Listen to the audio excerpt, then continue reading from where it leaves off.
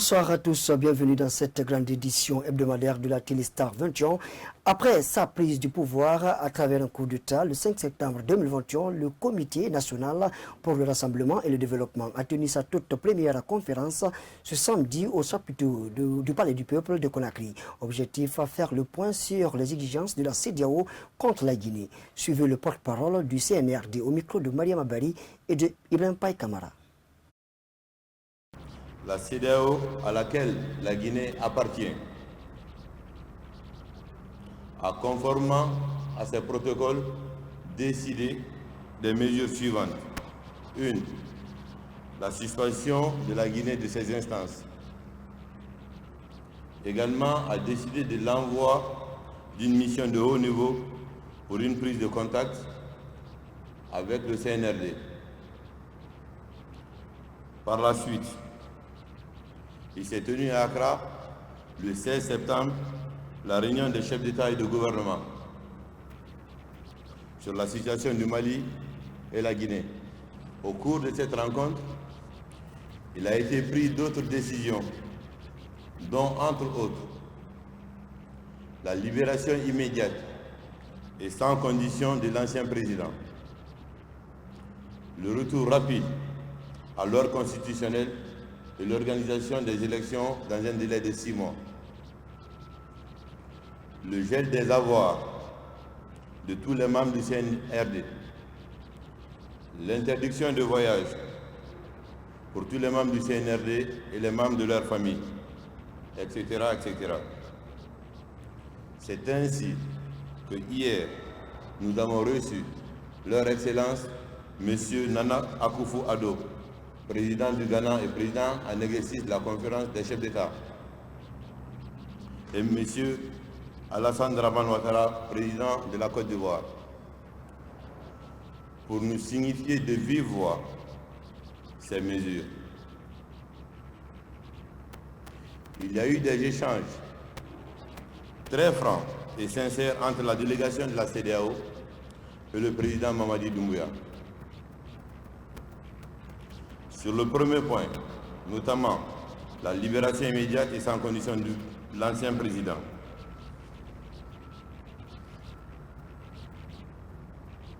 la délégation a pu rencontrer l'ancien président et a remercié le président Doumbouya pour cette facilité qui leur a été accordée. Il est aussi clair pour toutes les parties que l'ancien président demeurera en Guinée et au lieu de choix du CNRD. Toutefois, toutes les mesures seront prises pour le respect de son intégrité physique et morale. Pour le deuxième point, qui est le retour de l'ordre constitutionnel et l'organisation d'élections dans un délai de 6 mois, il a été rappelé par le président de la République à ses hôtes qu'il était important que la CEDEAO écoute les aspirations légitimes du peuple de Guinée. Il a insisté de faire attention à ne pas commettre les mêmes erreurs du passé. Pour éviter ces erreurs, il les a informés que les concertations nationales avaient débuté et que seul le peuple souverain de Guinée décidera de son destin. Sur le troisième et le quatrième point, qui est le gel des avoirs et les interdictions de voyage. Les échanges ont été très brefs sur ce point. Le président a répondu que nous, CNRD, nous sommes des soldats et que la mission pour nous, c'est passer en Guinée. Donc, pas besoin de voyager et qu'il n'y avait rien à geler sur nos comptes. Voici en gros les grandes lignes de la rencontre qui a eu lieu hier.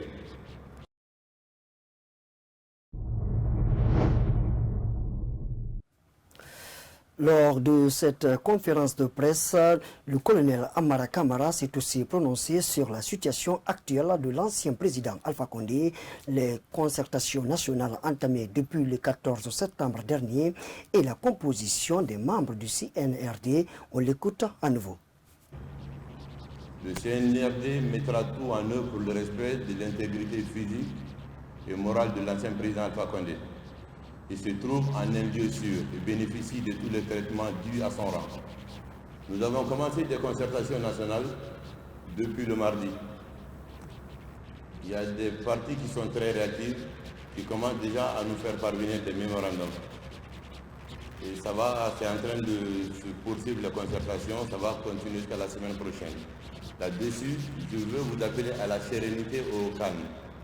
Il n'y a que la volonté du peuple de Guinée qui vaille. Les membres du CNRD, la liste, c'est ce que vous voulez, c'est ça votre question. Qui compose le CNRD? On vous fera une communication très rapidement là-dessus. Mais ce que nous voulons que vous compreniez, que le CNRD, c'est vraiment l'autre image très apparente de l'ensemble des composantes des forces de défense et de sécurité qui regroupent l'armée de terre, l'armée de mer, la gendarmerie, l'armée de l'air, le corps des conservateurs de la nature, la douane et la police. Tous, ensemble, constituent le CNRD. Pour les têtes apparentes, c'est ce que vous voulez, vous aurez une réponse, une liste très bientôt.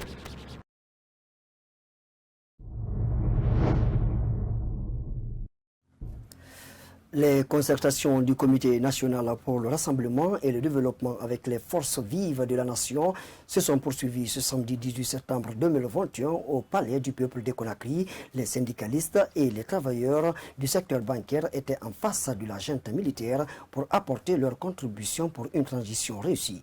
Maria Mabari, reportage. Les concertations du Comité national pour le rassemblement et le développement continuent avec les forces vives de la nation à Conakry. Les invités du jour sont les syndicalistes et les banquiers qui ont été les premiers à être reçus par les nouvelles autorités de la Guinée sont revenus sur les échanges. En fait, c'est pour voir dans quelle mesure on pourrait corriger les erreurs. D'accord? Parce que le secteur bancaire a ses difficultés. Et il était venu nous écouter pour savoir dans quelle mesure il pourrait nous accompagner. Notamment, surtout autour de la justice. Vous savez, l'argent n'aime pas le bruit. Et il y a eu assez de bruit en Guinée. D'accord? Donc, il va prendre ses responsabilités par rapport à ça. Poursuivant, ce banquier n'a pas épargné la CEDEAO qui, selon lui, a infligé des sanctions qui n'ont pas de sens à la Guinée. Il demande à la jeune de ne pas aller à l'extérieur et qu'ils vont geler les avoirs financiers. Mais c'est du rigolo. Cette jeune-là, elle peut quitter Conakry pour aller à Lola, pour aller à Koundara, pour aller à Tougué chez moi. Elle est libre de tourner en Guinée. Si elle ne va pas à l'extérieur, ça ne change rien. On parle de gel des avoirs. Mais qu'est-ce qu'ils ont pour le moment? Ils n'ont rien pour le moment. S'ils peuvent geler des avoirs financiers, ils n'ont qu'à geler les avoirs des membres du gouvernement dessus. Ils n'ont qu'à geler les avoirs du président de la République dessus. Guy Laurent Fonzo est aussi acteur évoluant dans le secteur bancaire. Il compte présenter un mémorandum à la junte en concert avec ses collègues. Nous allons faire un mémorandum avec une présentation claire de la situation du système bancaire, des recommandations et des doléances également. Nous sommes au service de la République, nous sommes au service des Guinéens et nous allons continuer notre travail à sortir la Guinée de la pauvreté et à créer la richesse. Hadjadjena Boukeïta, elle, dit être rassurée des promesses tenues par le CNRD. Cependant, elle n'a pas manqué d'évoquer les difficultés rencontrées. Nous attendons impatiemment leur réaction auprès des institutions bancaires pour le financement et le refinancement surtout de nos unités de MUFA et MCD de Guinée, puisque nous sommes confrontés ces dernières années-là à d'énormes difficultés. Pas de financement, à plus forte raison refinancement.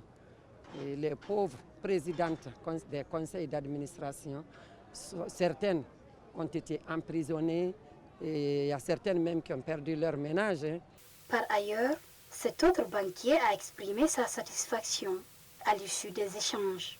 On a proposé à M. le Président de favoriser et de protéger les entreprises nationales appartenant à des jeunes Guinéens en vue de les encourager par rapport aux entreprises étrangères appartenant à des personnes étrangères car nous savons tous que les entreprises nationales rapportent à l'État et font la promotion de l'emploi des jeunes Guinéens qui peuvent gagner leur petit pain par rapport à ça. Ces concertations qui sont en quelque sorte un premier contact des nouveaux dirigeants de la Guinée avec les forces vives de la nation ont pour objectif de mettre en place une transition transparente et réussie.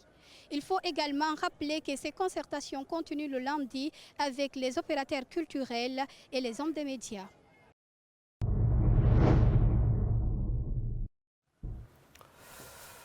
Les sanctions de la CEDEAO contre la Guinée après son sommaire extraordinaire du jeudi 16 septembre 2021 n'ont pas tardé à faire réagir la classe politique et la société civile guinéenne. Ibrahima Timbobari et Ibrahima Khalil Silla, reportage.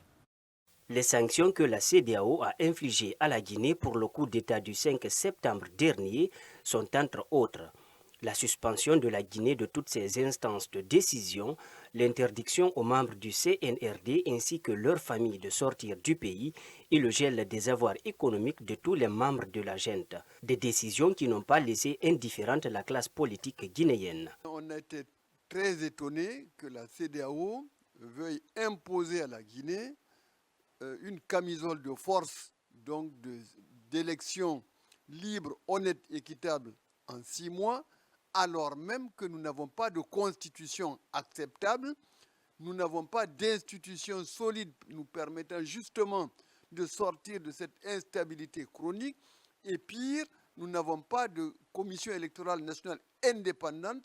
S'agissant des conséquences qui pourraient advenir suite à ces décisions, Mamadi Kaba de la société civile et Mamadouba Badiko, président du parti UFD, affirment. Être mis au banc de la communauté ouest-africaine, mais ce n'est pas une bonne chose, moralement au moins. Mais il faut rappeler donc que tout est entre les mains de la junte. Il faut qu'elle sache qu'elle n'a pas un temps illimité. Elle n'a pas l'éternité pour elle, comme elle semble vouloir le dire. Les décisions s'accompagnent de leurs conséquences.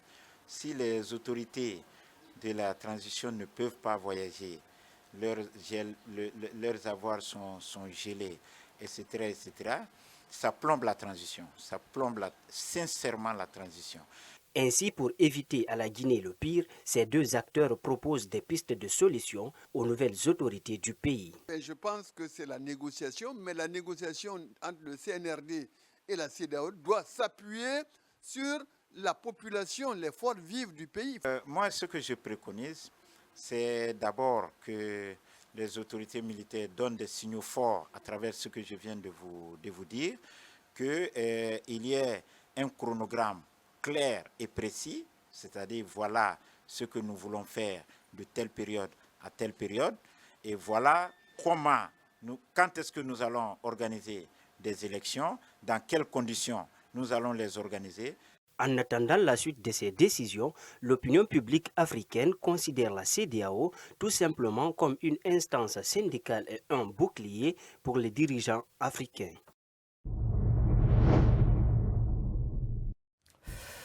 Détenir Alpha Condé par la force, ce serait pour Mamadi Doumbouya de partir à l'encontre des valeurs et principes que lui-même revendique. Ces propos sont de Dr Mamadi Kaba qui s'est exprimé sur la détention de l'ex-président Alpha Condé au micro de Ibrahima Timbobari. Le colonel Doumbouya a promis qu'il n'y aura pas de chasse aux sorcières. S'il n'y aura pas de chasse aux sorcières, ça veut dire qu'il n'y aura pas de vengeance. Donc il faut que le président recouvre sa liberté pour que le sentiment de vengeance disparaisse. Mais cela ne veut pas dire qu'il échappe à la justice. Nul n'est au-dessus de la justice. Et donc, les moyens de faire répondre le président et les dignitaires de son régime devant une juridiction compétente arriveront après.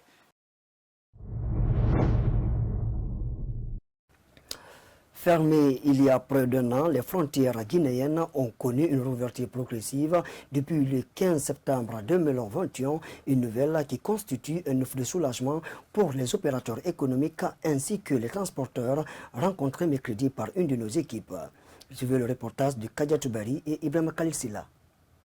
Optant pour l'apaisement en Guinée, le CNRD a annoncé la réouverture progressive des frontières terrestres fermées par l'ancien régime d'Alpha Condé il y a près d'une année.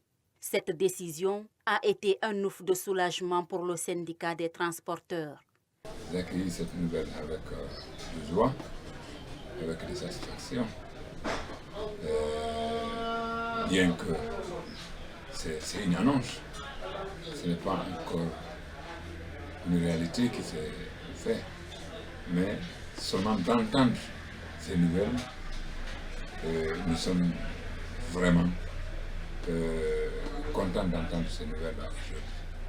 Quant aux chauffeurs de taxi, ils disent être réconfortés par cette décision du Comité national pour le rassemblement et du développement.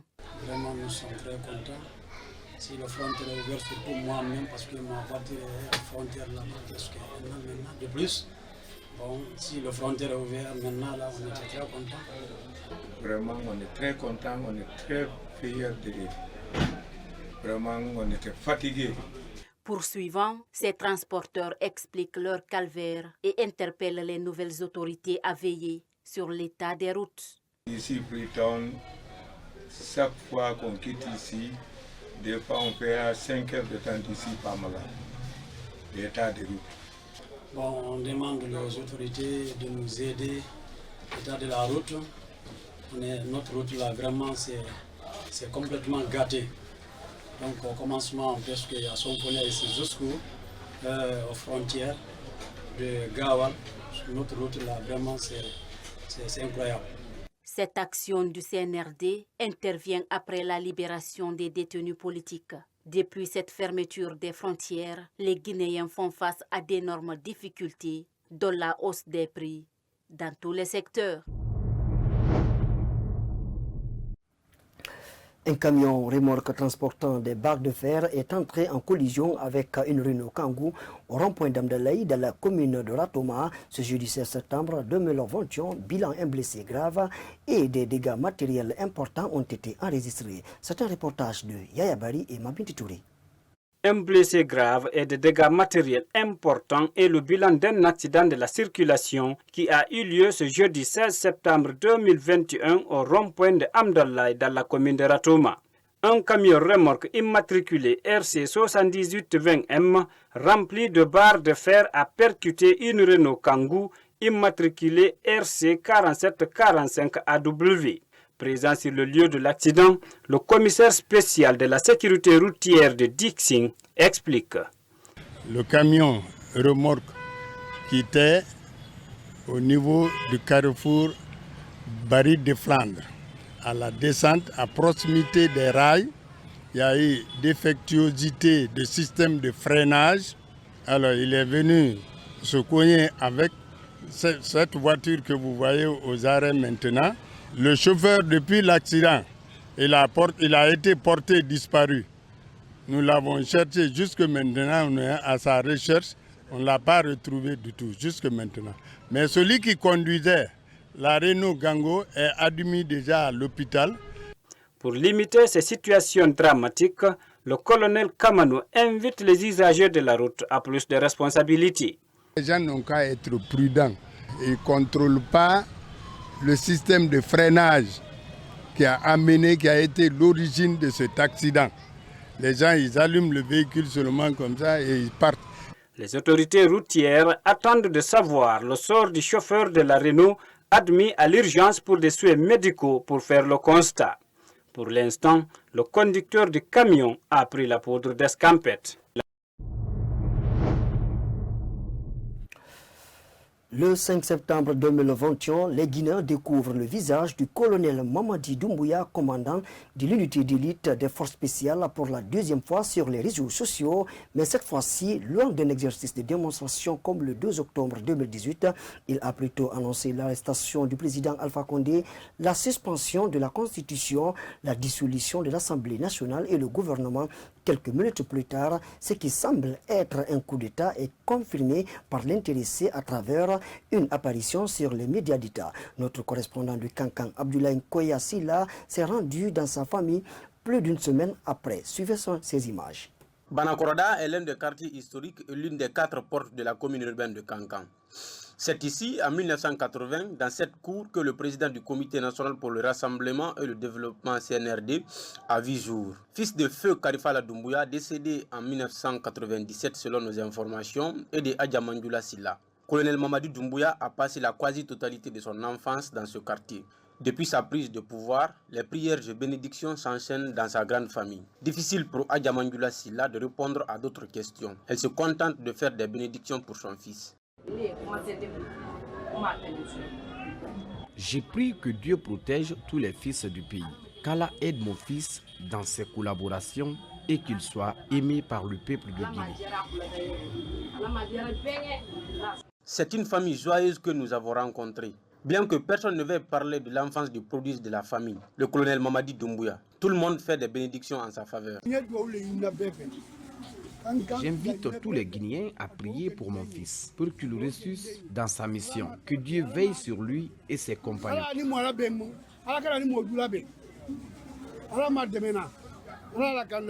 Dans cette ambiance, nous avons rencontré Khalil Kaba, un ami d'enfance du colonel Mamadi Doumbouya. Il rassure les Guinéens que son ami tiendra parole. Nous confions l'Aïmadi à tout le peuple de Guinée, particulièrement les militaires. Je sais qu'il est une personne qui a toujours honoré sa parole. Donc, ce qu'il a dit dans sa première déclaration, il va certainement les respecter. Rappelons que c'est en 2018 que le colonel Mamadi Doumbouya a quitté la Légion étrangère française pour répondre à l'appel du président Alpha Condé. Et depuis la prise du pouvoir par le CNRD, sa concession familiale ne désemplit pas.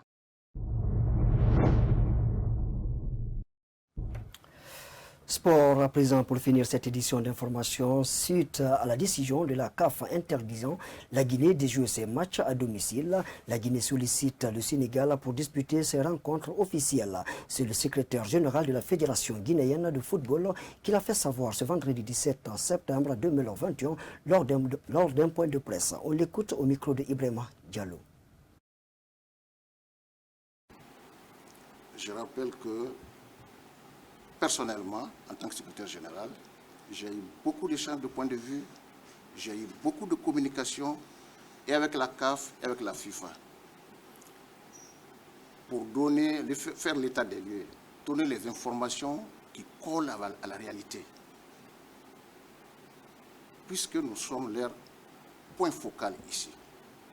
Mais au-delà de nous, peut-être qu'ils ont des informations, d'autres canaux d'information. La fédération, aujourd'hui, au cours d'une réunion du comité exécutif, a pris acte du contenu de cette lettre, la CAF, et a demandé respectueusement à la CAF d'autoriser que les matchs qui devraient se jouer ici, qu'ils soient joués dans un pays voisin, avec le choix naturellement de la Fédération guinéenne de football. Cette lettre est déjà partie. Nous pensons que la réponse ne sera pas négative, elle sera positive. Nous attendons la réponse. Et au même moment, on va au plus précis. Le président de la Fédération guinéenne de football a décidé d'appeler son homologue du Sénégal parce que c'est le pays voisin le plus proche qui a les infrastructures homologuées. Donc il a décidé d'appeler son homologue du Sénégal pour que les prochains matchs, il regarde la situation, que ces prochains matchs soient joués au Sénégal.